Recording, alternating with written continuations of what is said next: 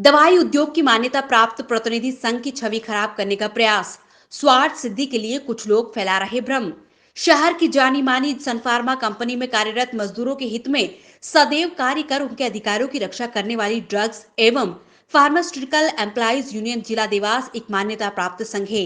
संघ के प्रधानमंत्री राजेंद्र सिंह ठाकुर राजा ठाकुर ने एक प्रेस विज्ञप्ति जारी कर बताया कि सन फार्मा प्रबंधन एवं यूनियन के बीच हुए प्रतिवर्ष अनुसार इस वर्ष ऐतिहासिक वेतन वृद्धि समझौता हुआ है, लेकिन बावजूद इसके श्रमिकों का अहित करने की मानसिकता रखने वाले कुछ कथित व्यक्ति स्वयं की स्वार्थ सिद्धि के लिए गैर कानूनी ढंग से धरना प्रदर्शन कर यूनियन की छवि को खराब कर श्रमिकों में भ्रम फैलाने का प्रयास कर रहे हैं।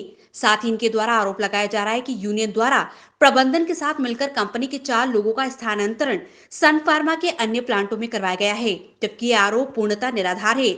जो स्थानांतरण कंपनी द्वारा किए हैं उन्हें माननीय उच्च न्यायालय एवं माननीय सर्वोच्च न्यायालय ने भी वैध और उचित बताया है। यूनियन द्वारा हमेशा श्रमिकों के हितों की लड़ाई लड़कर उनके अधिकारों की रक्षा के लिए हर संभव प्रयास किया है। कंपनी में सभी श्रमिकों को अधिकतम वेतनमान के साथ अन्य आवश्यक सुविधाएं प्राप्त है। साथ ही कोरोना महामारी के दौरान बिछड़ने वाले श्रमिक भाइयों के परिवार को कंपनी द्वारा 25-25 लाख रुपए की आर्थिक सहायता भी प्रदान की गई है।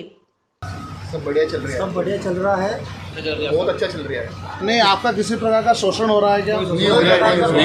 कुछ असामाजिक तत्व इस तरह की अफवाह फैला रहे हैं कि वहाँ के श्रमिकों का शोषण हो रहा है और यूनियन द्वारा शोषण किया जा रहा है। यूनियन द्वारा ऐसा कहीं हो रहा है क्या आपके साथ? यूनियन द्वारा भी कोई शोषण नहीं हुआ और वो सब गलत अफवाह फैला रहे हैं। सब सुचारू रूप से चल रहा है, बहुत अच्छा चल रहा तो है। ये सूचना हम इस चैनल के माध्यम से जनता तक पहुँचाना चाहते हैं कि सन फार्मा परिवार में एक बहुत अच्छा माहौल है। अभी हमारे कोविड में जो साथी की डेथ हुई है उनके परिवार को 25-25 लाख रुपए दिए, आपको सबको पता है। आज तक किसी इंडस्ट्री में ऐसा कोई ऐतिहासिक कार्य नहीं हुआ है। इसके अलावा श्रमिक बंधुओं को मेडिक्लेम की सुविधा भी प्राप्त है, जिसके अंतर्गत वो 1 करोड़ तक का उपचार लाभ ले सकते हैं। इस सब के बावजूद कुछ कथित व्यक्ति द्वारा संघ के प्रधानमंत्री राजा ठाकुर का नाम लेकर जो भ्रामक प्रचार किया जा रहा है, ये लोग प्रतिष्ठित संगठन के बैनर तले बैठकर संगठन की छवि भी धूमिल कर रहे हैं। हमारा संगठन के प्रदेश अध्यक्ष से भी अनुरोध है कि इस तरह की गतिविधियों को अविलंब समाप्त करें और ऐसे फर्जी व्यक्ति पर उचित कार्रवाई करें। संघ द्वारा बताया गया कि अभी हाल ही में हुए वेतन वृद्धि समझौते में प्राप्त आर्थिक लाभों से पूर्णतः श्रमिक संतुष्ट है तथा सभी ने लाभ प्राप्त किए हैं। हमारा स्थानीय प्रशासन से भी अनुरोध है कि न्यायालय में प्रकरण विचाराधीन होने के बावजूद भी जिस तरह गैर कानूनी ढंग से प्रदर्शन कर ये लोग प्रशासन पर दबाव बनाने का प्रयास कर रहे हैं, औद्योगिक शांति भंग करना चाहते हैं, इनके खिलाफ उचित कार्रवाई की जाए। ये मुद्दा मुझे अभी संज्ञान में आया है कि एक ज्ञान सिंह नाम का व्यक्ति है जो इस कंपनी का कर्मचारी भी नहीं है, यहाँ से ट्रांसफर हो चुका है, जिसे माननीय सर्वोच्च न्यायालय से उच्चतम न्यायालय ने भी वैध घोषित किया कि जो ट्रांसफर हुआ है वो वैध हुआ है। लेकिन ये किसी अन्य प्रकार से लोगों को गुमराह कर रहा है, अपने स्वार्थ को सिद्ध करने में लगा हुआ है। इसलिए ये यूनियन का नाम भी बार बार एक मान्यता प्राप्त प्रतिनिधि संघ है, हम जो देवास जिले को प्रतिनिधित्व करते हैं। इसके बाद में इस तरह से पॉकेट यूनियन जैसे अपशब्द ये जो बोल रहा है, ये इसके लिए अच्छी बात नहीं है। एक समझदार व्यक्ति के लिए शोभा नहीं देता। और जिस प्रदेश के संगठन के साथ में ये लोग जुड़े हैं और जिसके बैनर तले बैठ के जो अवैध गतिविधियां चला रहे हैं, उस संघ से भी, उस संगठन से भी मेरा अनुरोध है कि ऐसी अवैध गतिविधियों को रोकें और इस तरह से जो कार्य ये लोग कर रहे हैं इसे तुरंत प्रभाव से। अभी समझौता क्या समझौता में प्रकाश डालें, जैसे ये आरोप लगा रहे हैं कि जो है कर्मचारी उनका शोषण होता है जो मजदूर संघ में। आप बताएं कि अभी जो यूनियन द्वारा जो है मजदूरों के हित में अभी तक क्या क्या कार्य किया? अभी बता रहा हूँ मैं आपको कि अभी जस्ट हमने 25 जून को एक वेतन वृद्धि समझौता संपन्न करा है, जिसको लेके भी इन्होंने मुद्दा उठाया था कि वेतन वृद्धि समझौते में आर्थिक शोषण हुआ है। तो 11,000 से लेके 14,000 रुपये तक जो वेतन वृद्धि श्रमिकों की हुई है, क्या ये शोषण माना जाएगा? एक दूसरी बात यह है कि हमारे यहाँ पर मेडिक्लेम की एक सुविधा है, 1.5 लाख रुपये से लेके तो 50 लाख रुपए तक भी अगर उसकी क्रिटिकल कोई बीमारी है तो उसमें कंपनी पैसा देती है।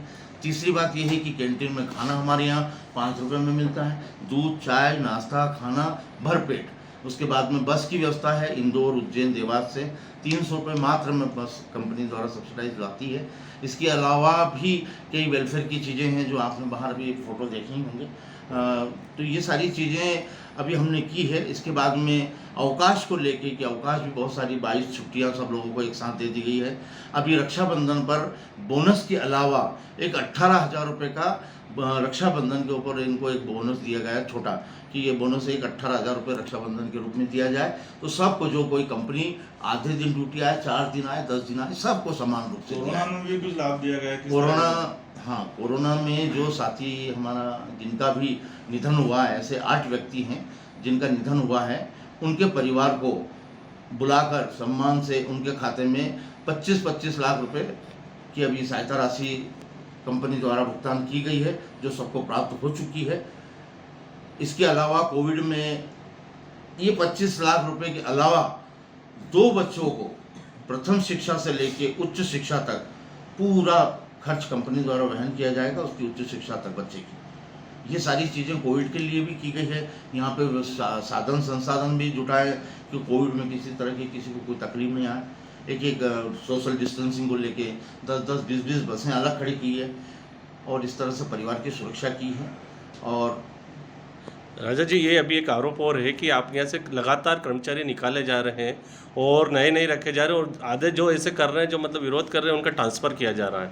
नहीं, ये ऐसी जो बातें आई है, ये अनर्गल बातें हैं, ये झूठ है, ऐसी कोई बात नहीं है। आज भी आप देखें कितने लोग बैठे हैं, क्या सबको निकाल दिया? ये सिर्फ 4 कर्मचारी का ट्रांसफ़र, उद्देश्य ये था कि कंपनी का कुछ ज़रूरत थी वहाँ पे इनकी, तो भेजा गया था, जो उच्चतम न्यायालय द्वारा भी। और बाकी तो ऐसी कोई बात नहीं है, किसी को नहीं निकाला जा रहा।